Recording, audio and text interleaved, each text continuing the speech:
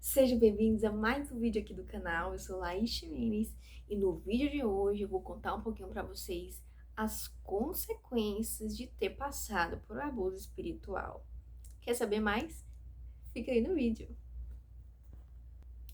Bom, gente, que eu me lembre, uma das minhas maiores consequências de ter passado pelo abuso espiritual dentro da fraternidade e na comunidade de leigos foi a ansiedade. Antes disso, como eu falei no outro vídeo, quando você vai participar de um grupo desse, você enxerga os fundadores, os líderes, seja lá como em outros ambientes se chamam, você enxerga aquelas pessoas como pastores, como cuidadores, né? Pastores aqui no sentido mesmo de pastorear, de cuidar, como eu falei, né? De derramar azeite sobre as suas feridas. Então, uma pessoa acolhedora, amorosa.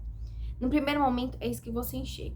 Mas no passar do tempo, como é uma seita, você precisa ir se adequando àquele ambiente.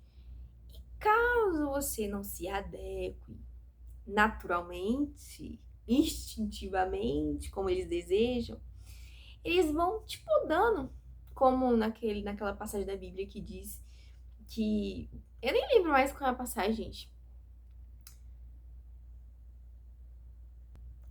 Inclusive, é uma das coisas, né, que é consequência, já vou falando logo porque eu lembrei, que são traumas de versículos bíblicos. Tem passagens que eu não consigo ler, porque me remetem totalmente à interpretação lá, era específica e todo ano se repetia. Então, quando eu vejo certos trechos, certos capítulos da Bíblia, me remete muito e a interpretação que eles me davam ainda é muito forte. Então, eu não consigo ler. Mas o sentido do texto que eu estava me referindo é basicamente a você podar. Você sabe, a planta tá crescendo e ali para ela dar mais frutos, você tem que podar. Então, só que não é um podar saudável, vamos dizer assim.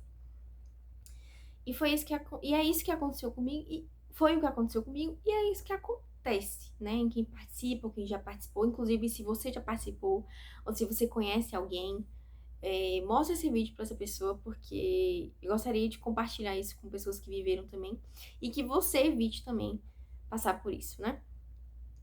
Então, o medo, porque eles mostram no primeiro momento serem amorosos, mas são muito rígidos, muito firmes, muito categóricos, né, muito ásperos, pelo menos na minha experiência, no modo de falar, no modo de corrigir, né? Inclusive, por exemplo, tem um versículo bíblico que fala, né, sobre a correção fraterna. Eles dizem que lá tem a correção fraterna, mas a correção é muito humilhante, sabe? Então você tem aquela sensação de, ao invés de você se erguer naturalmente, não na soberba, mas no equilíbrio. Eu fazia isso. Inclusive a minha mãe falava que eu andava assim, porque eu eles falavam e tratavam a gente de tal forma que você só tinha um caminho, que era se humilhar, se curvar, ter medo, se sentir inútil. Então eu tinha, nesse sentido psicológico, em relação à minha identidade pessoal, eu vivia assim, né? Eu vivia cabisbaixa, eu não tinha mais autoestima, minha aparência não estava boa, não tinha saúde física, disposição. Eu emagreci horrores, eu não consegui ganhar peso. E a fundadora ficava falando, olha como ela tá seca, tá seca. E ficava gritando aos quatro cantos, assim. Hoje, olhando pra trás, é algo muito escroto da parte dela, né? Uma pessoa que se diz aí do amor de Deus. E para ela talvez não tinha problema, mas pra gente que é ou magro ou acima do peso, não todas as pessoas, mas às vezes isso incomoda, às vezes isso mexe na sua autoestima, então a gente já sabe, a gente se vê no espelho.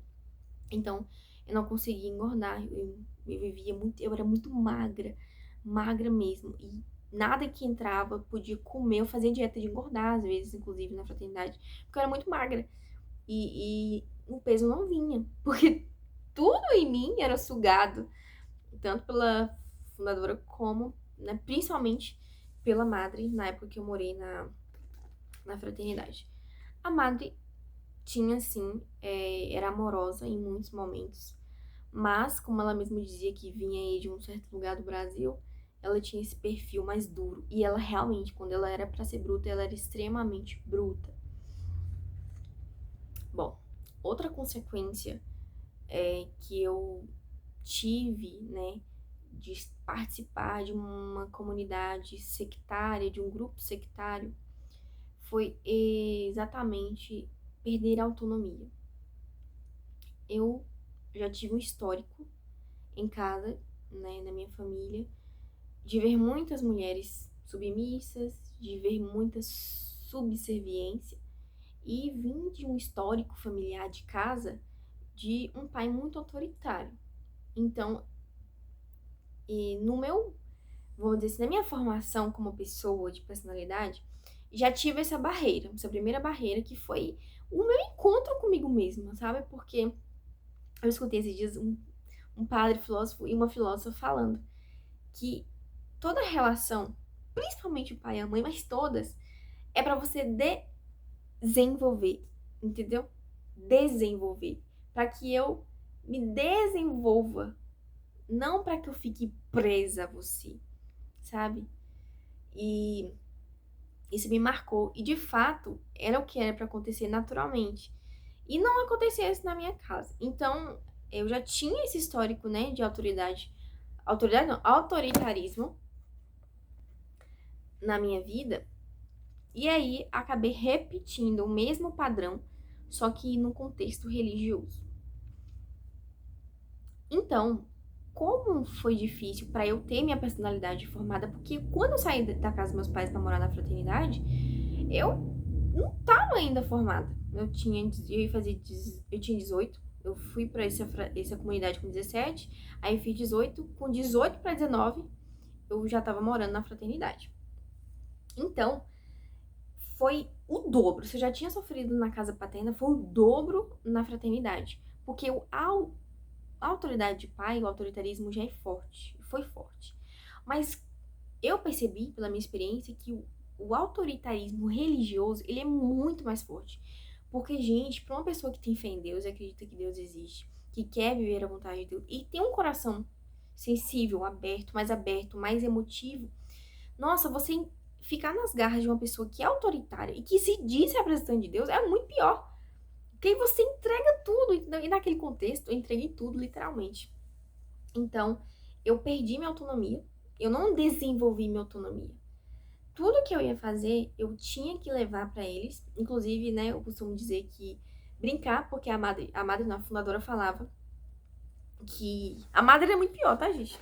Se eu devia minha vida à fundadora, imagina a madre morando numa casa. Devia tudo pra ela, tudo. Alguns servos iam viajar. E aí a fundadora falava, vem me pedir a bênção depois que já tava com as passagens compradas, kkk. Isso era normal escutar isso. Só que na vida real, gente, as pessoas precisam ter autonomia, né? Só que lá a gente era incentivado ao contrário, é justamente a ter essa obediência que parecia ser saudável, mas não era uma subserviência, de você pedir sempre ali a bênção daquela pessoa que, na verdade, era Deus que estava falando através daquela pessoa. E na fraternidade isso era muito pior, porque até o mesmo meu jeito de ser, sabe? A minha personalidade, o meu jeito de sorrir, de falar, eu sou muito expressivo, tudo isso era marcação em cima de marcação.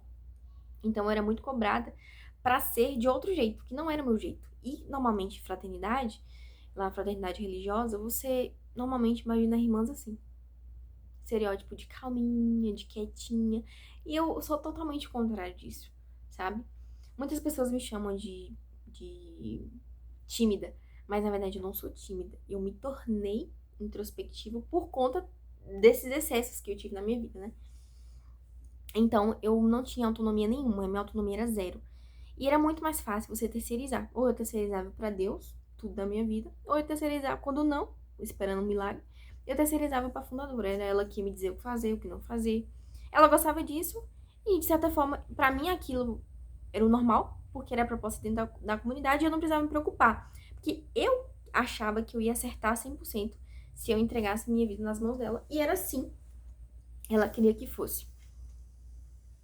E como consequência, né, de certa forma, eu já comecei a falar sobre isso, foi a perca da minha identidade. Isso foi uma das coisas mais marcantes, assim, pra mim.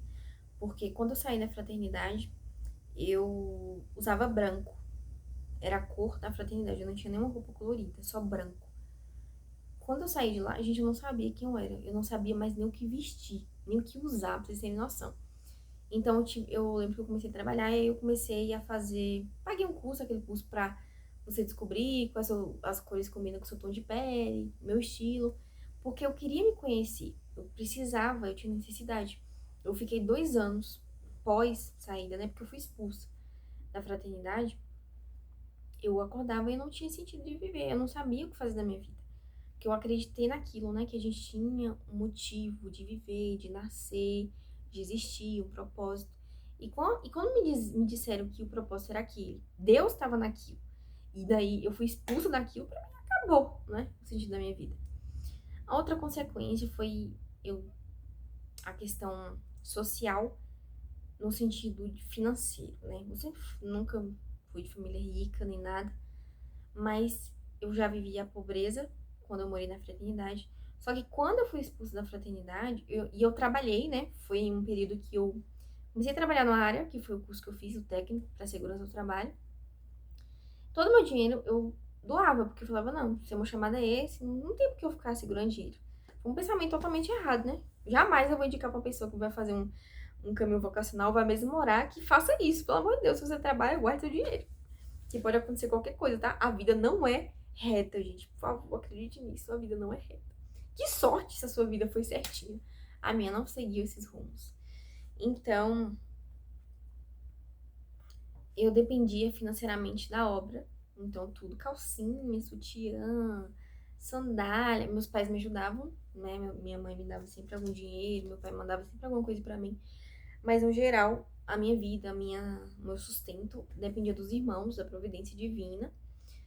As coisas não me faltavam, mas eu não tinha independência financeira. E eu lembro que isso me afetou de certa forma.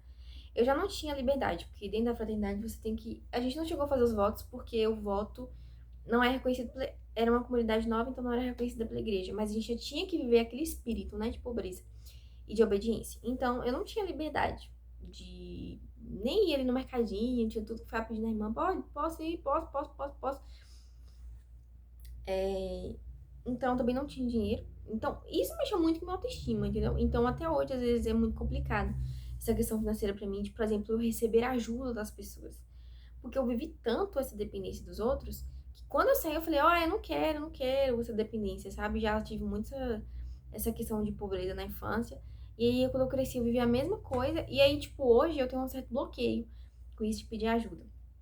Então, isso eu tô dando uma pincelada em cima de alguns pontos, porque, gente, é muito extenso. É realmente as consequências terríveis, assim, os traumas que geram quando você passa por um abuso espiritual, né, de poder psicológico, de consciência, dentro do contexto religioso, porque estão interligados, né?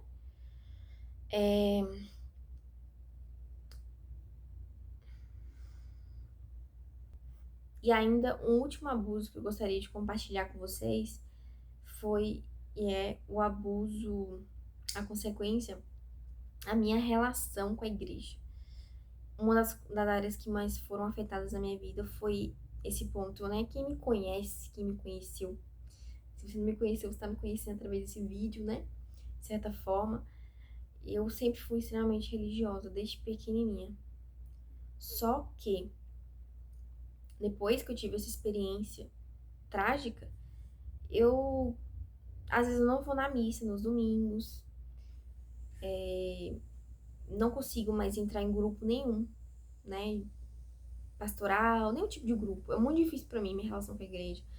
Às vezes, qualquer coisa que eu escuto, eu já fico assim na defensiva, dentro da igreja, sabe? É como se a referência de igreja que eu tivesse sumisse da minha mente. E aí eu fico com medo de voltar para aquela alienação, para aquele sofrimento. Então eu fico mais na defensiva, assim. Então é muito difícil, às vezes eu não quero ir mesmo, vou arrastada. Meu namorado, ele hoje é bem mais católico que eu. E é muito incrível falar isso, porque eu era muito católica, gente. Eu nasci católica praticamente. Eu dei minha vida para Deus, esse era o meu sonho. Eu me via assim, morrendo como consagrada, como celibatária. Então foi muito frustrante, muito mesmo, acreditar que, tipo, poxa, Deus me chamou e aí não era isso. Não, Deus não é culpado disso, né? Mas usaram o nome dele e naquele momento eu acreditei que era Deus que estava me chamando, falando comigo. Então, assim, isso pra mim é uma das coisas mais difíceis ainda. Eu não sei se eu vou superar isso, né? Eu espero que sim, tô trabalhando pra isso. Mas, com certeza, a minha forma de me relacionar hoje é mais no concreto. Não fico muito nisso do místico. Ah, Deus me falou. Não... Tudo tem um pé atrás. E eu tenho com razão, né? Porque eu não quero passar por essa experiência novamente. Então, gente, o vídeo foi esse. Eu espero que vocês tenham gostado. Se inscrevam no canal se ainda não é inscrito. E vai ter muitos vídeos aí ainda. Eu torço para que você nunca passe por um abuso espiritual, nem de consciência, nem de poder. Mas uma dica que eu posso dar é: nosso interior, ele grita. Você pode estar até alienado, pode acontecer sim de você estar alienado, mas existe uma alma, existe um eu aqui dentro. E se algo acontecer de errado conosco, de desrespeito, de abuso, o nosso eu vai gritar, vai te incomodar. Não cala essa voz, não, tá? Porque às vezes ela tá querendo te proteger. Um beijo e até o próximo vídeo. Fui!